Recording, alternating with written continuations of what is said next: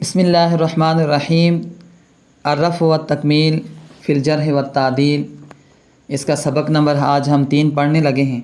تو ہم نے اس دن بیان کیا تھا ان چیزوں کے حوالے سے کہ جو چیزیں غیبت میں نہیں آتی، ان میں سے 3 چیزیں بیان کی تھیں۔ آج ہم چوتھی چیز بیان کریں گے۔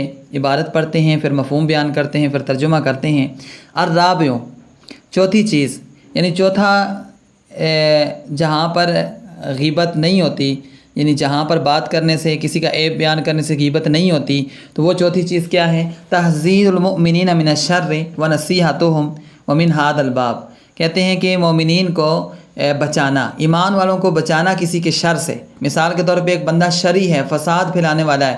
اب کوئی بندہ، حالانکہ وہ اس کے اندر عیب ہے، تو کوئی بندہ ایمان والوں کو بتاتا ہے کہ حضرت صاحب وہ بندے سے بچ کے رہنا، کیونکہ یہ شری بندہ ہے، فسادی بندہ ہے۔ تو اس صورت میں بھی غیبت کرنا جائز ہے۔ وَنَصِیحَتُهُمْ، ان کی بلائی چاہنا، ایمان والوں کی بلائی چاہنا، تو کہتے ہیں یہ بھی کیا ہے؟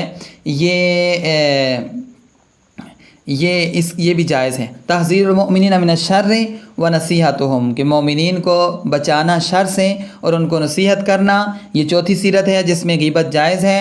ومن ھذا الباب، اب اسی باب میں سے، یعنی یہ جو چیز ہے مومنین کو شر سے بچانا، اس میں بہت ساری چیزیں شامل ہیں۔ ایک چیز المشاورۃ فی مصاہرۃ انسان کے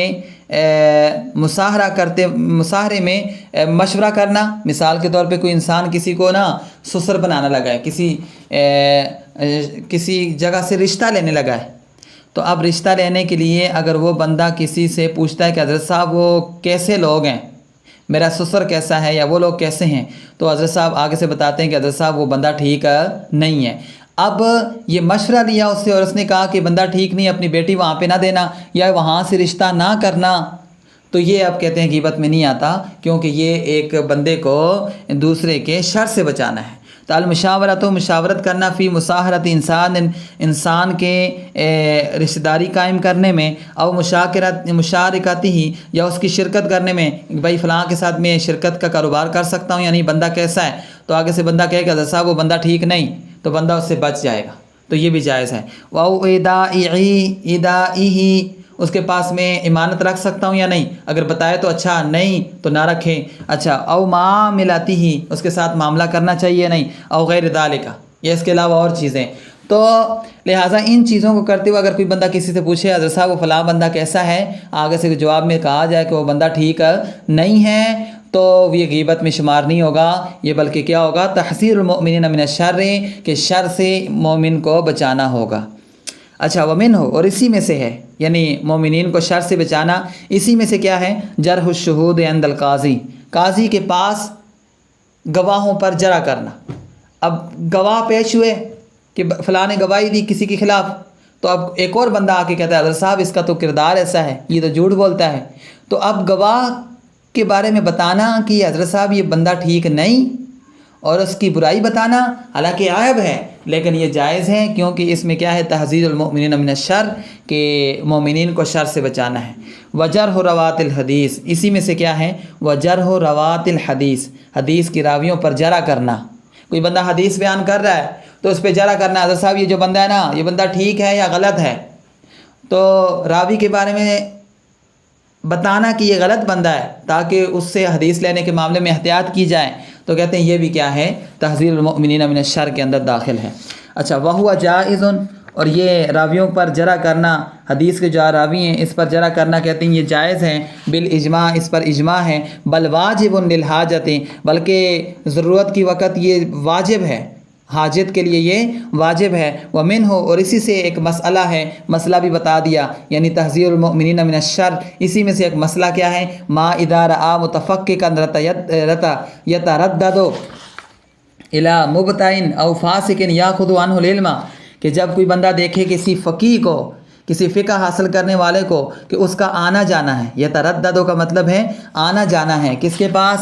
الی مبتدین، کسی بدعتی کے پاس، او فاسق، یا کسی فاسق کے پاس، یاخذ عنہ العلم، اور وہ پھر اس فاسق اور بدعتی سے علم حاصل کر رہا ہے، وخاف، اور اس بندے کو خوف ہو، ان یتضرر المتفقہ بذلک، کہ فقیہ جو ہے اس کی وجہ سے لوگوں کو نقصان پہنچائے گا، اب اس بدعتی سے، اس فاسق سے علم سیکھے گا اور پھر لوگوں کو نقصان پہنچائے گا۔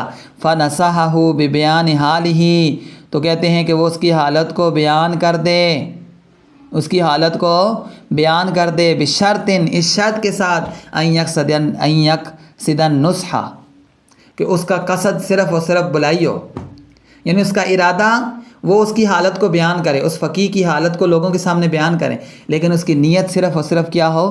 بلائی کی ہو۔ ولا يحملہ علی ذلک الحسد والاحتقار، کہ حسد اور حقارت کی نیت سے اس کو بیان نہ کرے، یعنی اس کے ساتھ حسد ہے تو تب بیان کر رہا ہے کہ حضرت صاحب ٹھیک نہیں ہے، یا اس کو حقیر سمجھتے ہوئے بیان کرے تب ٹھیک ہے۔ ولا يحملہ اس کو محمول نہ کرے علی ذلک الحسد، اس معاملے کو محمول نہ کرے حسد پر اور احتقار پر، تو تب تو جائز ہے، اس کے علاوہ جائز نہیں ہے۔ الخامس ان یکون مجاہرا بفسقہ او بدعتہ، کہتے ہیں پانچویں صورت جس میں کیا نام ہے غیبت کرنا جائز ہے، ان یکون یہ کہ کوئی بندہ ہو مجاہرا بفسقہ او بدعتہ، اپنے فسق کو اور اپنی بدعت کو اعلانیہ طور پہ کرنے والا، اعلانیہ طور پہ گناہ کر رہا ہے، اعلانیہ طور پہ بدعت کر رہا ہے، تو اب اس کا یہ بدعت اور اس کا فسق بیان کرنا یہ کیا ہے؟ جائز ہے، یہ غیبت میں شمار نہیں ہوگا۔ ان یکون مجاہرا، یہ کہ وہ جہر کرنے والا ہو بفسقہ او بدعتہ، اپنے فسق اور اپنی بدعت کے ساتھ، فیجوز ذکرہ بما یجاہر بہ، تو جائز ہے ذکر کرنا اس چیز کو جس میں وہ جہر کر رہا ہے۔ مثال کے طور پہ داڑھی کٹوا رہا ہے تو آپ کہتے ہیں حضرت صاحب داڑھی کٹوا رہا ہے، شراب پیتا ہے لوگوں کے سامنے تو آپ کہتے ہیں بھائی وہ شراب پیتا ہے۔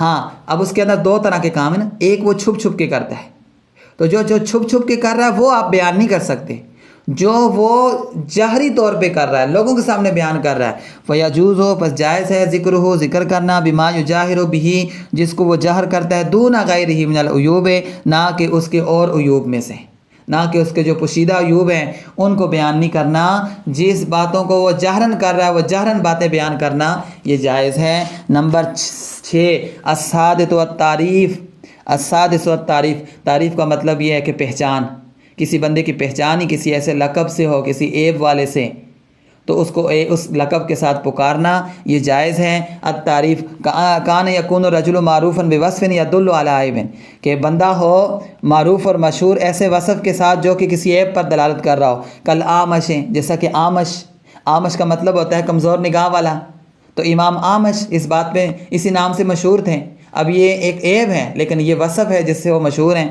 والاعرج لنگڑا، والاسم بہرا، والاعور والاحول، احول کا مطلب ہوتا ہے بینگا، والاعور آور کا مطلب ہوتا ہے کانا، وغیرہ، یا اس کے علاوہ کوئی اور کسی اور وصف کے ساتھ مشہور ہو تو اسی وصف کے ساتھ پکارنا یہ غیبت نہیں ہوگا بلکہ یہ اس کی پہچان کے لیے بیان ہوگا۔ فہذہ ستۃ اسباب، تو علماء فرماتی ہیں یہ 6 اسباب ہیں جس کے اندر غیبت کرنا جائز ہے۔ وَيُلْحِقُ بِهَا غَيْرُهَا بِمَا يُنَازِرُهَا وَيُشَابِهُهَا، اور ملایا جائے گا ان 6 اسباب کے ساتھ ان کے علاوہ اور چیزوں کو بھی، جو مما يُنَازِرُهَا، جو اس کی مثل ہوں گی، جو ان 6 چیزوں کی مثل ہوگی، وَيُشَابِهُهَا، جو ان 6 چیزوں کے مشابہ ہوں گی، یعنی جو ان چیزوں کی مثل ہوں گی یا جو ان چیزوں کے مشابہ ہوں گی وہاں پر بھی غیبت کرنا کیا ہوگا؟